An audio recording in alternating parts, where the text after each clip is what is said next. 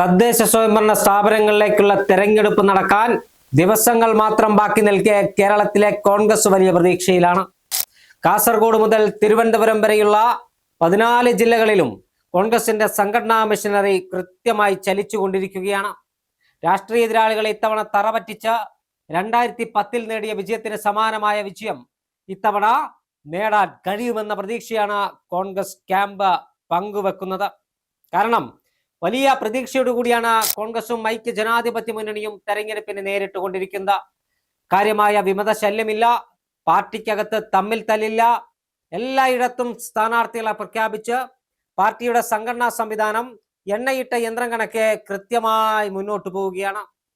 സ്ത്രീകൾക്കും വിദ്യാർത്ഥികൾക്കും യുവാക്കൾക്കും പരിചയസമ്പന്നർക്കും ഒരുപോലെ പ്രാതിനിധ്യം 78 KSU ഭാരവാഹികൾക്കാണ് ഇത്തവണ മത്സരിക്കാൻ കോൺഗ്രസ് അനുമതി നൽകിയത്.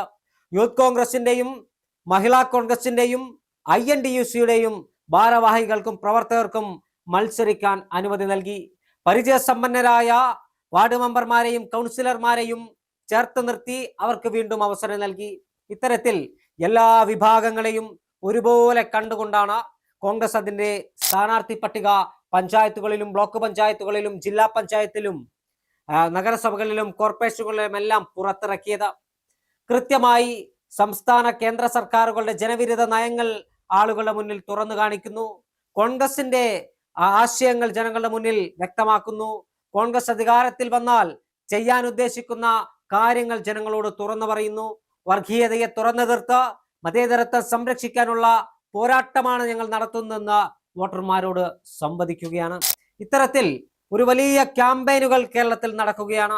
എന്തായാലും ഡിസംബർ 9, 11 തീയതികളിൽ 2 ഘട്ടമായി കേരളത്തിൽ വോട്ടെടുപ്പ് നടക്കുമ്പോൾ ഭൂരിഭാഗം നഗരസഭകളും ഭൂരിഭാഗം കോർപ്പറേഷനുകളും ജില്ലാ പഞ്ചായത്തുകളും ബ്ലോക്ക് പഞ്ചായത്തുകളും ഗ്രാമപഞ്ചായത്തുകളും വിജയിച്ചു വരാൻ കഴിയുമെന്ന ആത്മവിശ്വാസമാണ് കോൺഗ്രസ് ക്യാമ്പ് പങ്കുവെക്കുന്നത്.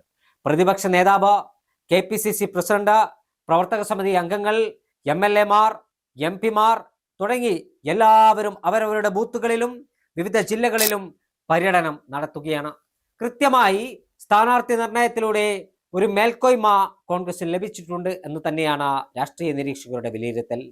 എണ്ണം പറഞ്ഞ മത്സരങ്ങൾ നടക്കുന്ന സീറ്റുകളിലെല്ലാം മികച്ച സ്ഥാനാർത്ഥികൾ, മുതിർന്ന നേതാക്കളെ കോൺഗ്രസ് രംഗത്തിറക്കി. യൂത്ത് കോൺഗ്രസിന്റെ നേതാക്കന്മാർ മത്സരരംഗത്തുണ്ട്. മുൻ MLAമാരായ ശബരിനാഥനും അനിലക്കരയും കോൺഗ്രസിന് വേണ്ടി മത്സരിക്കാൻ ഇറങ്ങുകയാണ്. യൂത്ത് കോൺഗ്രസിന്റെ ജില്ലാ പ്രസിഡന്റുമാർ കോൺഗ്രസിന് വേണ്ടി മത്സരിക്കാൻ ഇറങ്ങുകയാണ്. KSUവിന്റെ ജില്ലാ പ്രസിഡന്റുമാർ ഇത്തവണ തെരഞ്ഞെടുപ്പിൽ മത്സരിക്കുകയാണ്. യൂത്ത് കോൺഗ്രസിന്റെ സംസ്ഥാന ഭാരവാഹികൾ തെരഞ്ഞെടുപ്പിൽ മത്സരിക്കുകയാണ്. എന്ത് വില കൊടുത്തും ഇത്തവണ ജയിക്കാനുള്ള പോരാട്ടമാണ് കോൺഗ്രസ് നടത്തുന്നത്.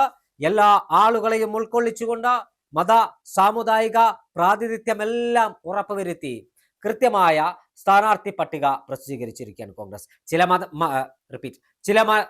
ചില മതവർഗീയവാദികൾ പറയുന്നത് പോലെ ആരെയും കോൺഗ്രസ് മാറ്റി നിർത്തിയിട്ടില്ല.